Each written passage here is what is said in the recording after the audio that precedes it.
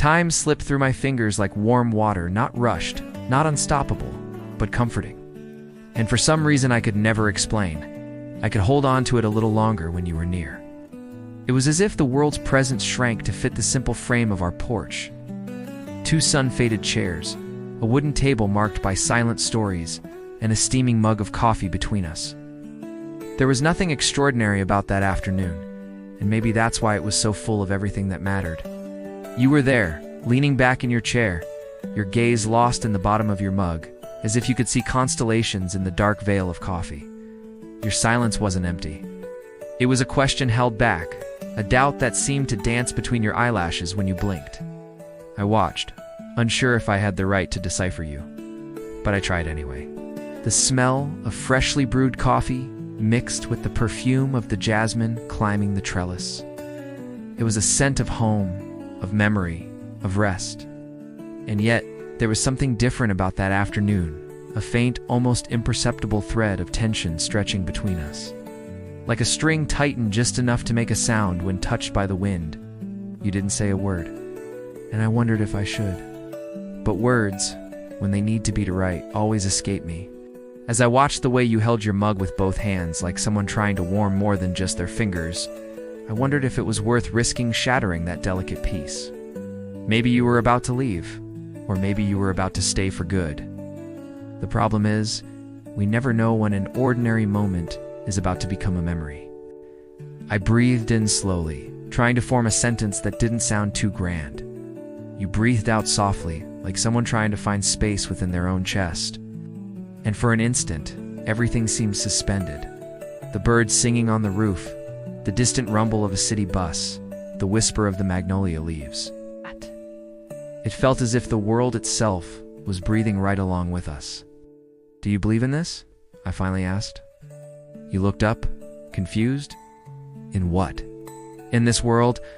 I made a simple gesture with my hand, indicating the porch, the table, the afternoon, us. ...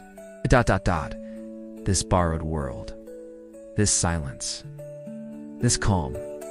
You tilted your head slightly, as if pondering something much bigger than what I had said. And in that look was so much I would never understand, but that touched me anyway. It was there, in that hesitation, that you revealed what you didn't say. The weariness you hid behind a smile. The fear you guarded under layers of strength. The want to belong somewhere that didn't demand so much. I noticed you in details. Sometimes it was the shadow of your lashes on your face. Other times, the inflection you gave to ordinary words, like rain or afternoon, turning them into tiny windows, 2 stories you never told.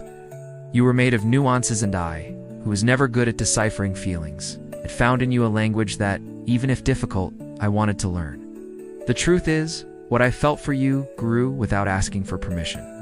It was bigger than the routine surrounding us, bigger than our obligations, bigger even than the feeling that maybe we were just improvising a life we didn't quite know how to lead.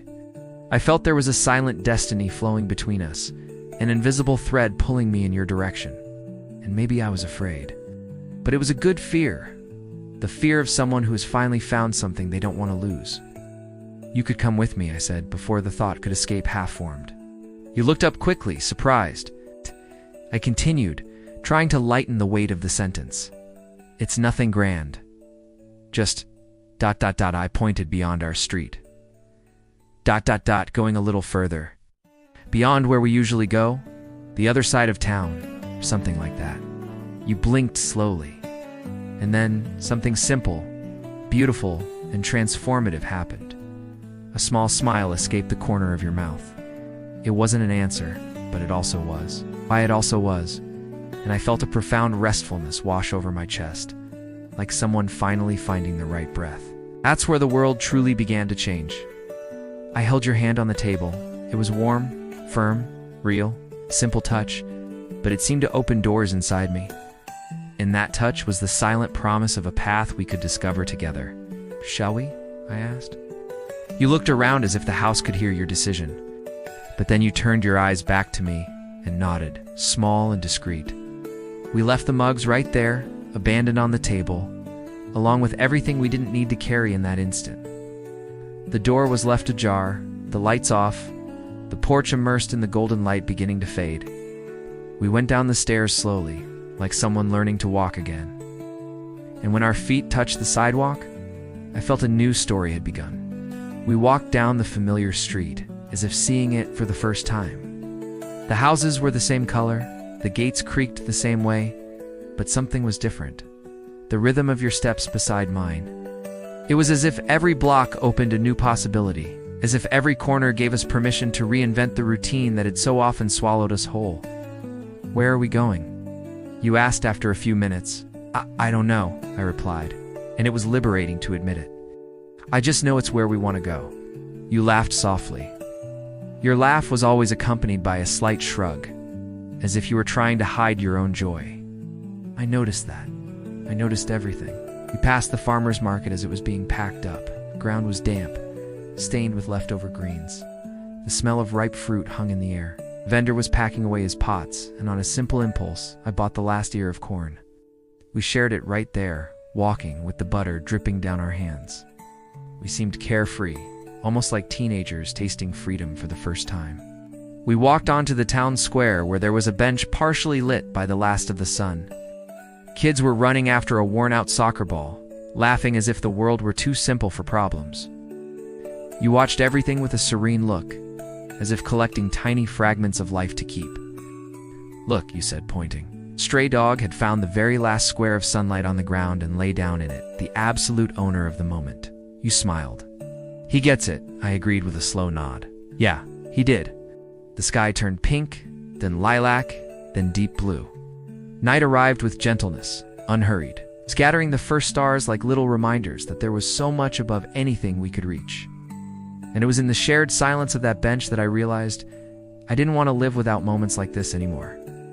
You seemed calm, but your eyes had a new gleam, something between curiosity and surrender. And it gave me a courage I rarely felt. "You could really come with me," I murmured again, as if the sentence had been reborn inside me. You turned your face slowly. Your eyes reflected the city, the sky, and something else I didn't know how to name, but recognized.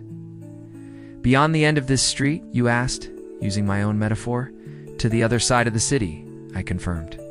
You took a deep breath, and then came the reply that wasn't expected. It was perfect. "We're alike." And what I felt in that moment couldn't be contained in any word, but maybe it could fit in a gesture. I held your hand again, and this time, you held mine back firmly. From that point on, there was no longer one guiding the other. There were two, walking side by side. We returned to the street, the lights guided us, the sounds of the city mixed with the rhythm of our footsteps. The future, which usually seems so distant, drew nearer slowly. And everything, absolutely everything, seemed to fit into the now. I looked at you, and for the first time I understood what they call shared peace. This was it. It wasn't grand. It wasn't cinematic. It wasn't perfect. It was better. It was real. The night wore on, and we kept walking with no set direction, but with a clear destination, together. Some streets fell behind, others opened up before us, but the feeling didn't change.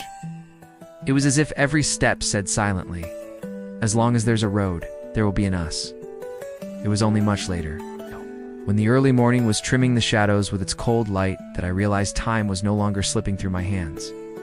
It just existed, whole, present hours. And in that instant, I understood.